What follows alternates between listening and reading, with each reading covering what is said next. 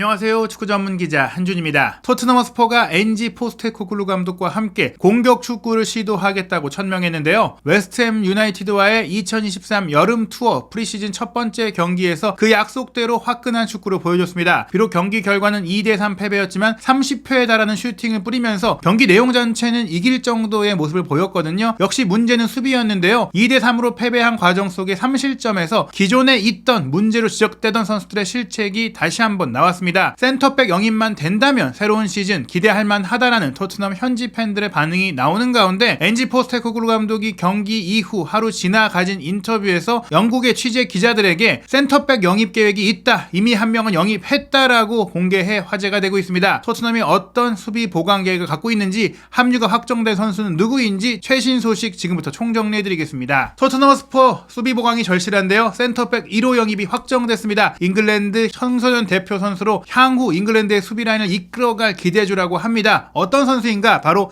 애슐리 필립스인데요. 풋볼 런던에서 지금 현지 호주에 가서 알레스테어 골드 기자가 취재하고 있는데 직접 포스테코글루 감독과의 인터뷰를 통해서 영입 계획 및 영입 상황에 대해서 소개했습니다. 보도 내용 전체 살펴보도록 하겠습니다. 엔지 포스테코글루 감독이 또 다른 젊은 수비수 합류, 센터백 영입을 인정했다라는 얘기인데요. 그런데 사실 많은 분들이 탑소바라든지 판더펜이라든지 이미 분데스리가에서 엄청난 활약을 펼치고 있는 선수들이 올 거라고 예상했는데 또 유망주로 떼우는 거 아니냐 우려하실 수 있을 것 같아요. 그런데 이 보도 내용을 보면은 필립스는 추가적인 영입이다. 즉 올 시즌에 무려 3명이나 센터백을 영입할 계획이 있다라는 것이 드러납니다. 토트넘 허스퍼의 포스테코글루 감독이 한 젊은 선수의 입단을 준비하며 수비진의 중심을 잡기 위한 이적 계획에 대해서 풋볼 런던과 인터뷰를 가졌다. 엔지 포스테코글루 감독은 인터뷰에서 토트넘이 시즌 개막 전에 주전 센터백 옵션을 추가하기 위해 노력을 하고 있으며 미래를 위한 젊은 수비수로 애슐리 필립스 영입을 마무리했다고 밝혔다. 필립스는 이제 발표만 남은 단계고 그 외에도 주전급의 센터백을 영입할 계획이라는 거예요. 지난 2022-2023 시즌 프리미어리그에서 토트넘이 사실 유럽 대항전 진출에 실패한 것은 케인 선수와 손인 선수의 득점력은 충분했는데 무려 63골을 실점한 수비적인 문제 때문이었어요. 현지 시간으로 이제 화요일이었죠. 호주에서 치렀던 포스테코글루 감독의 첫 번째 경기 웨스트햄전도 같은 수비 수준을 그대로 유지했기 때문에 많은 골을 내줬는데요. 이 경기에서 30개의 슈팅을 했지만 웨스트햄이 겨우 4개밖에 슈팅을 못했음에도 3골을 내주면서 졌다. 새로운 감독의 공격적인 스타일은 이미 드러났지만 수비 보강이 필요하다, 수비의 개편이 필요하다는 얘기입니다. 풋볼 런던의 취재에 따르면 올 여름 토트넘은 2명의 새로운 시니어 주전급 센터백을 영입하고자 하며 그 대상은 볼프스부르크의 미키 판더펜, 바이엘 레버쿠젠의 에드먼드 탑소바라고 합니다. 이 두 선수에 대한 협상은 이미 진행 중인데요. 포스테코글루 감독은 사실은 올 여름에 주전급 센터백이 토트넘에 1명 정도만 올 것이다라는 얘기들도 있었잖아요. 하지만 기존 자원들을 모두 정리하는 것이 순조롭게 이어진다면 2명을 모두 영입할 가능성도 배제하지 않고 있다. 확정적이라고까지 할 수는 없겠지만 현재 다빈손 산체스, 조로든, 자페 탕강가를 시장에 내놨기 때문에 이 3명이 모두 팔리는데, 판매하는데 성공이 된다면 2명의 주전급 센터백을 영입할 수 있는 임금이라든지 또 이적료라든지 이런 것들이 확인이 될 수가 있습니다. 현재 최우선 타겟이 판더펜과 탑소바예요. 왼쪽 센터백인 판더펜은 신체 조건도 좋고 빌드업이 좋고, 탑소바는 오른쪽 센터백으로서 피지컬적인 능력이 뛰어나고 대인 방어력이 좋은 선수인데요. 로메로가 있지만 로메로가 사실은 부상 이슈도 있기 때문에 탑소바가 함께 오른쪽 센터백에 경쟁을 펼치고, 왼쪽 센터백은 주전급 자원이 지금 부족하기 때문에 판더펜을 데려오려고 합니다. 여기에 바로 애슐리 필립스가 유망주로서 경기 기회를 좀 얻으면서 성장할 것으로 기대가 되는 상황인데요. 일단은 판더펜과 탑소바에 대해서도 대안이 있어요. 만약에 이 선수들이 못 오게 된다면 풀럼의 토신 아다라비오요도 큰 관심을 갖고 있고, 크리스탈 팰리스의 마크 게히라든지 요하킴 안데르센도 오랫동안 지켜봐온 선수이기 때문에 만약에 분데스리가에서 선수를 못 데려오더라도 플랜 B로 갈 수 있다. 그리고 클레망 랑글레 역시 임대 기간이 끝났지만 이미 스페인 쪽 바르셀로나 쪽 언론에서는 랑글레의 완전 이적 협상이 또 이루어지고 있다라고 라포르타 회장까지 인정을 하는 보도가 나왔잖아요. 랑글레를 다시 영입하기 위한 논의도 진행 중이다. 즉 앞서 언급된 선수들의 이적료나 임금 문제나 또 정리할 선수들의 상황이 마땅히 진행되지 않는다면, 성공적으로 되지 않는다면 대안을 데려오더라도 주전급 2명의 센터백, 여기에 필립스까지 총 3명의 센터백을 올여름에 영입하겠다라는 생각이 확고한 것입니다. 실제로 포스테코글루 감독이 풋볼 런던과의 인터뷰에서 새로운 센터백을 원하느냐는 질문에 대해서 인정을 했어요. 저희의 의도는 확실히 그렇습니다. 센터백은 선수들을 훈련시키고 전술적인 조정을 통해 개선하는 게 아니라 선수 영입을 통해 개선하겠다라는 얘기를 한 것이고요. 한동안 이 작업을 해왔고 가능한 빨리 완료하려고 노력할 것이다. 빨리 와야 수비수들은 조직력적인 부분, 호흡적인 부분, 전술적인 부분에 있어서 시간이 있어야지 잘할 수가 있잖아요. 이제 리그 개막이 한 달도 채 남지 않았기 때문에 그 안에 최대한 빨리 영입을 하고 싶다라는 의사를 표명했습니다. 전임 감독들을 위해 만들어진 엉망진창 선수단을 물려받았다라고 풋볼 런던이 이야기를 했는데요. 콘테 감독이 특히 너무나 명확하게 3백을 기반으로 한 축구를 위해 선수 영입을 했었기 때문에 지금 포스테코글루 감독이 원하는 4-3-3 포메이션에 있어서는 맞는 선수들이 많지가 않아요. 그러다 보니까 이제 37명이나 선수가 있음에도 불구하고 영입이 필요하다. 그 몇 가지 핵심 분야를 빠르게 깨달았다고 했는데 포스테코글루 감독이 토트넘에서 프리시즌을 시작하면서 이렇게 얘기를 했어요. 내가 직접 선수들을 보고 남길 선수 떠날 선수를 판단하겠다. 그러면서 애초에는 정리 대상으로 꼽혔던 로셀소라든지 은돈벨레라든지 몇몇 선수들은 그대로 토트넘에 남아서 활약할 수도 있다. 뭐 레길론 같은 경우도 훈련을 해보면서 잔류 가능성이 있다. 이런 얘기들이 나왔었거든요. 다만 중앙 수비와 골키퍼는 그렇지 않다라고 했습니다. 초기에 내가 파악을 했는데 우리가 강화해야 할 몇 가지의 부분은 비밀이 아니다라고 포스테코글루 감독이 얘기를 했어요. 골키퍼에 대해서는 이미 비카리오를 영입했고 요리스를 정리하고 있는 상황이고 중앙 수비수도 말씀드린 대로 이제 3명 정도나 영입을 할 생각이다. 대부분을 정리할 생각이다라고 공개적으로 이야기를 한 것입니다. 물론 지금 프리시즌 경기를 치르는 선수들에게는 뭐 실망스러운 얘기일 수 있겠지만 뭐 이 선수들도 프리시즌 경기를 잘해야만 본인이 또 이적할 수 있는 팀에 어필을 할 수가 있기 때문에 뭐 태업을 한다거나 이번 프리시즌 경기들을 망칠 것이다 이렇게 우려하지 않으셔도 될 것 같아요. 일단 첫 경기에 출전했던 탄강가도 굉장히 부진했고 다빈손 산체스도 여전히 부진했고 여러모로 센터백 라인에 있어서는 분명히 방출과 영입이 필요한 것 같은데요. 다른 선수들 다른 포지션에는 우리가 큰 스쿼드를 갖고 있고 그들과 함께 훈련을 하면서 머릿속에 명확함을 부여하고 그들에게도 명확성을 부여하고 싶다. 이 얘기가 뭐냐면 센터백 라인을 제외하고는 우리가 충분히 선수가 있고 이 선수들을 통해서 함께 갈 수 있는 부분들에 대해서 이야기를 하고 있고 훈련을 하고 있다. 뭐 이렇게 얘기를 하고 있어요. 사실 많은 사람들이 토트넘이 경기를 하려는 방식과 훈련하는 방식이 맞지 않는다라고 얘기를 하고 있는 부분들도 있어서 이런 부분에 있는 선수들은 이제 정리가 될 것이다. 이렇게 얘기를 했고요. 웨스트햄과 경기를 통해서 이제 명확하게 좀 더 이제 어떤 부분에 조정이 필요한지가 드러나고 있고 이적 기간이 끝날 때까지 스쿼드 축소, 즉 선수를 내보내고 또 데려오는 많은 변화가 있을 것이다. 나가는 선수가 좀 더 많을 것이고 들어온 선수는 좋은 선수로 정예 멤버로 올 것이다에 의심의 여지가 없다라고 포스테코글루 감독이 이야기를 했습니다. 그러면서 확정된 선수에 대해서 이야기가 나온 것인데요. 이번 주에 자금난에 시달리고 있는 잉글랜드 2부 리그 챔피언십 팀 블랙번으로부터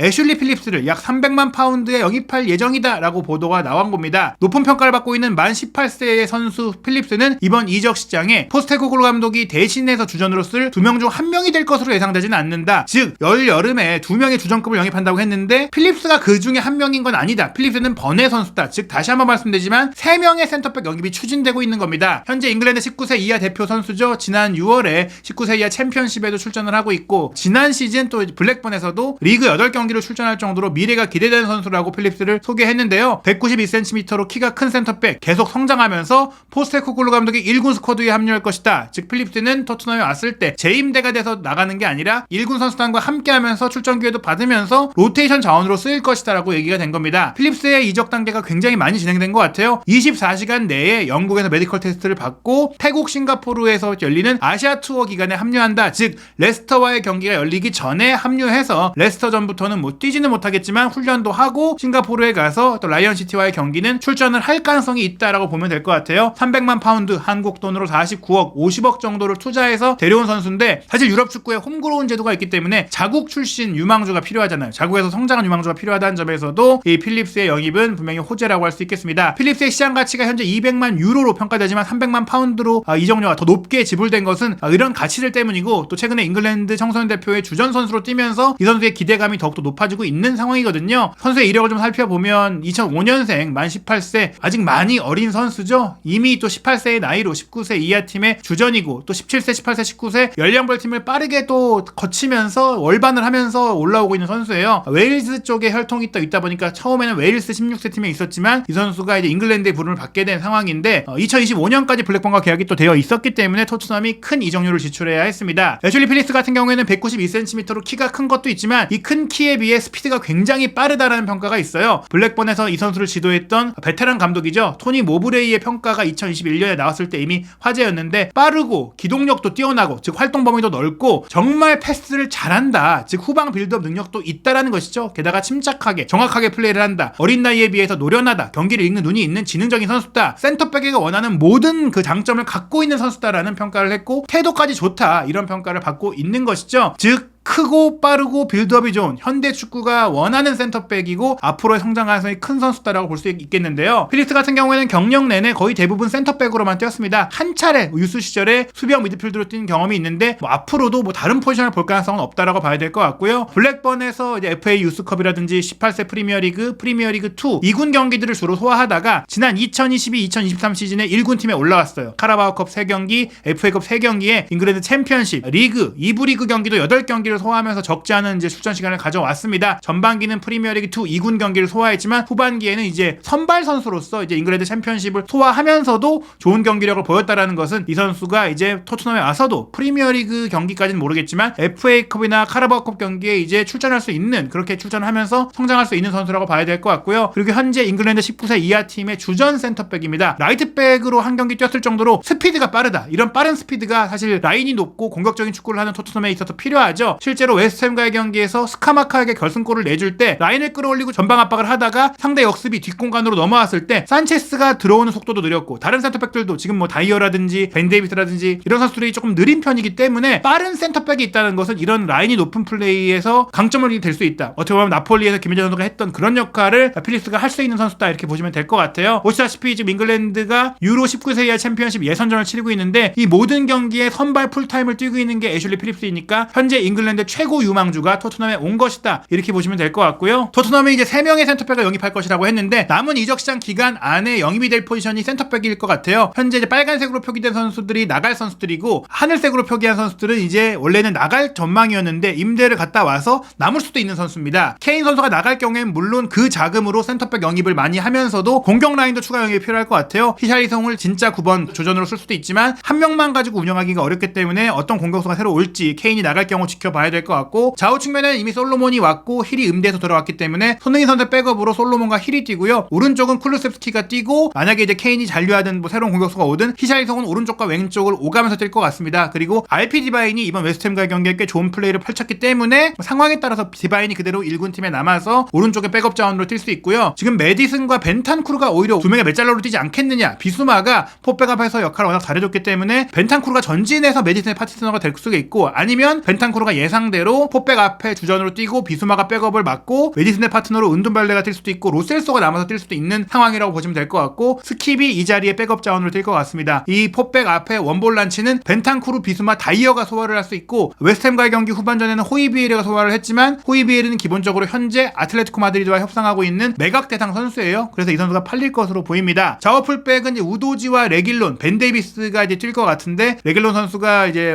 완전히 남게 될지는 조금 더 지켜봐야 될 것 같고, 오른쪽은 포로 로얄 스펜스가 있습니다. 그렇기 때문에 추가 영입이 필요가 없어요. 절실하게 영입이 필요한 것은 센터백 라인이죠. 왼쪽 센터백은 지금 탕강가가 웨스트햄전에 선발 출전을 했고 벤 데이비스가 후반전에 뛰었는데 두 선수 다 높이와 속도에 문제가 있습니다. 로든 같은 경우에 이번 프리시즌 경기도 함께하지 않고 있는데요. 판더펜이 1옵션으로 영입이 추진되고 있고 필립스가 와서 이 자리도 함께 볼 수가 있고, 랑글레 같은 경우도 올 수 있는 상황입니다. 아마 필립스는 오른쪽에 서지 않을까 싶어요. 그래서 판더펜과 랑글레가 왼쪽을 구성을 할 것 같고, 오른쪽은 로메로의 백업으로 탑소바, 토신, 필립스 등이 있는데 탑소바가 온다면 로메로와 주전 경쟁을 할 수 있고, 혹은 이제 로메로와 함께 뛸 수도 있는 선수라고 볼 수 있겠고요. 산체스, 다이어가 정리가 될 것 같고, 다이어는 남을 경우 이제 수비형 미드필드로 뛰어야 되기 때문에 다이어는 파는 게 우선이지만 상황을 좀 더 지켜봐야 할 것 같습니다. 골키퍼는 이미 비카리오를 영입을 했고 포스터가 백업으로 있는 상태죠. 로셀소 같은 경우가 이 웨스트햄과의 경기에 너무나 좋은 플레이를 펼쳤기 때문에 메디슨과 함께 공미 역할을 하지 않을까라는 전망들이 있는데, 이 모든 것들은 이제 영입을 하려고 하는 팀들이 좋은 조건을 제시하면 또 바뀔 수가 있고, 또 케인의 이적 상황에 따라서 많은 것들이 바뀔 것 같습니다. 올 여름 토트넘의 상황은 여전히 많은 면들이 안개에 쌓여 있는데요. 토트넘이 웨스트햄전에 이어서 두 번째 레스터와의 경기는 태국 방콕에서 치르는데 호주에서 바로 떠나지 않았어요. 호주에 아직 남아서 추가적인 훈련을 진행을 했고, 또 손흥민 선수도 경기 다음날 훈련을 정상 소화하면서 몸에 문제가 있어서 안 뛴 게 아니라 훈련한 지 얼마 안 됐기 때문에 몸을 끌어올리는 단계다. 실제로 포스테코글루 감독도 나와서 훈련하는 손흥민 선수를 따로 맞이해주고 얘기도 나누고 또 격려하는 모습을 통해서 챙기는 것을 봤을 때 조만간에 출전하는 모습을 볼 수 있을 것 같은데요. 토트넘 허스퍼의 아시아 투어 경기는 토트넘의 공식 이제 방송이죠. 스포츠 플레이에서 중계하고 있고, 제가 스포츠 플레이에 출연을 해서 토트넘과 협업하면서